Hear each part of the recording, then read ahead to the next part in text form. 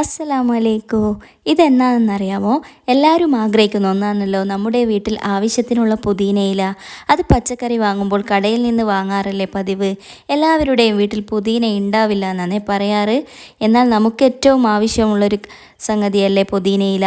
Lime juice അടിക്കാനും ചമ്മന്തി ഉണ്ടാക്കാനും വളരെ നല്ലതാണ് പുതിനയില.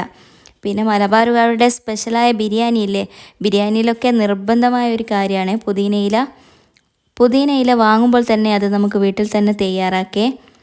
അതിനേറി വന്നാൽ ഒരു 1 മന്ത് 20 ദിവസത്തിനുള്ളിൽ നല്ല വളക്കൂറുള്ള മണ്ണൊക്കെ ആണെങ്കിൽ വേഗം ഉണ്ടാവുമേ.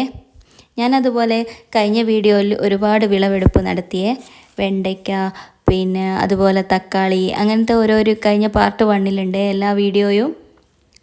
പിന്നെ പുതിന ഉണ്ടാക്കാൻ ആവശ്യമായത്, പുതിന നമ്മൾ കടയിൽ തന്നെ നല്ല ഫ്രഷ് വാങ്ങിച്ചാൽ അതിൻ്റെ തണ്ട് എടുക്കാവേ.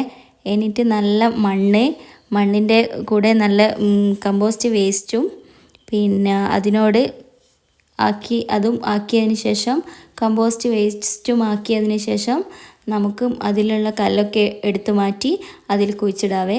ഇതൊക്കെ എൻ്റെ ഉള്ളിക്കൃഷിയും ചീരകൃഷിയും ഒക്കെയാണ്. ഇതെല്ലാം വിളവെടുക്കണമെങ്കിൽ ഒരു 1 വീക്ക് 2 വീക്ക് ആവണേ. ഇതെൻ്റെ ഇഞ്ചി കൃഷിയാണ്. ഇഞ്ചി കൃഷി വിളവെടുക്കുന്നത് അടുത്ത വീഡിയോയിൽ ഞാൻ കാണിക്കാവേ. പുതിന ഇല ഒരു 20 ദിവസമാകുമ്പോൾ വളർന്നു വന്നതാണ് ഇത് വീട്ടാവശ്യത്തിന് നമ്മൾ വീട്ടിൽ തന്നെ തയ്യാറാക്കി എടുക്കുമ്പോഴാണ് അതിന് കൂടുതൽ സുഖം. കാരണം പുറത്തു നിന്ന് വാങ്ങുന്നതിനെക്കാട്ടും നല്ലത് വീട്ടിൽ നിന്ന് തന്നെ വാങ്ങലാണ്. അതിനോടപ്പുറം ഞാൻ മല്ലിച്ചപ്പും ചെയ്തിരുന്നേ.